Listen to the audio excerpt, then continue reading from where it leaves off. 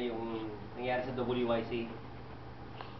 Sobrang talaga, nakaka-touch, tsaka enjoy talaga kami lahat. Sobrang saya. Ang ganda ng bonding namin, lalo na ang C6. Talagang sa bus pa lang, masaya na. Tsaka walang out of place sa amin, sa mga bata, lahat. Kasi kailangan gusto namin lahat ng bata kasi bonding maganda eh. Kasi kailangan sila, kumbaga, iisa lang, magkakapatid talaga lahat, magkaka-brother sisters talaga nangyayari. Na walang naiilang. Kaya doon pala sa bus pa lang, ini-enjoy na namin. Na lalo na nung dumating sa WYC sa Isabela, although talagang napakainit. Yung iba, medyo nagpo-collapse na. Pero enjoy pa rin.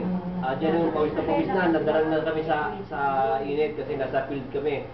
Pero nandun pa rin yung pagmamahal ng Panginoon kasi habang naiinitan ka, lalo kang para kung niyayakan ni Jesus na talagang sobra kasi yung yakap niya na napakainit.